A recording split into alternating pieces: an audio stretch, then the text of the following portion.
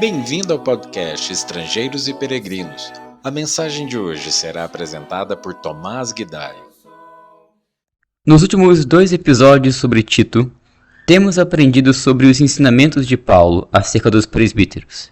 E hoje nós daremos continuidade com esse assunto, observando os últimos 2 versículos que restam sobre este tema.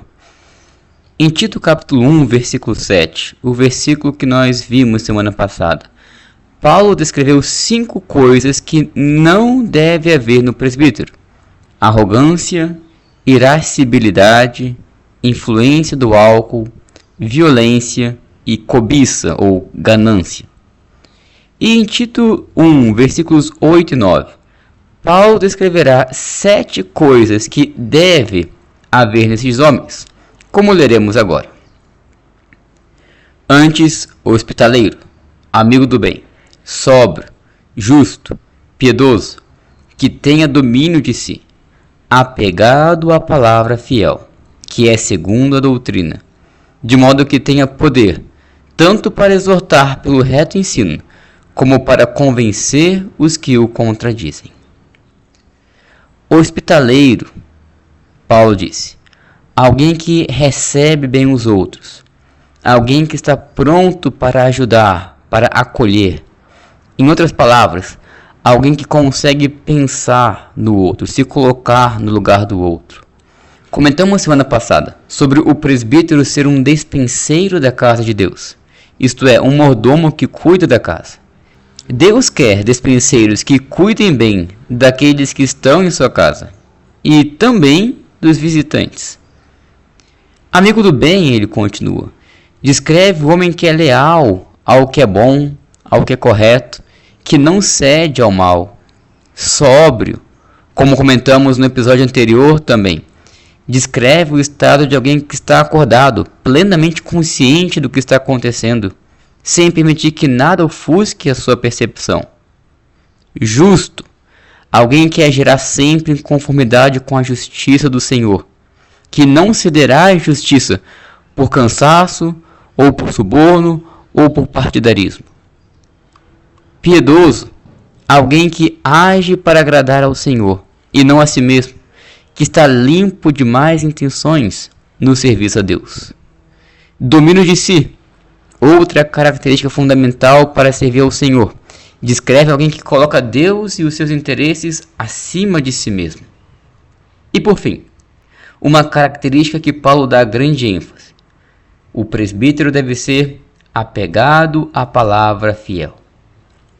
O bispo precisa ter grande afinidade, intimidade com a palavra do Senhor, de modo que a palavra seja o seu alimento, que ela esteja em seu coração e em suas pregações e em suas conversas.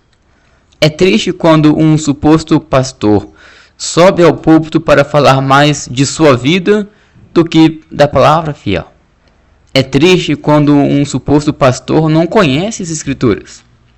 Uma vez, conversei com uma pessoa que se auto-intitulava pastora, mas que conversando um pouco mais com ela, ela admitiu que nunca tinha lido o Evangelho de Marcos e nem sabiam quais eram os 4 evangelhos. Um exemplo bem absurdo e extremo, mas que ilustra bem como as pessoas abandonaram as definições bíblicas sobre o que significa ser um pastor. O presbítero precisa desse relacionamento com a palavra para poder exortar e convencer. Tito 1, versículo 9. O bispo tem a responsabilidade de exortar, isto é, de encorajar, de direcionar os crentes a fazerem o que é certo. E tem também a responsabilidade de convencer os de fora, isto é, mostrar o seu pecado e chamá-lo ao arrependimento.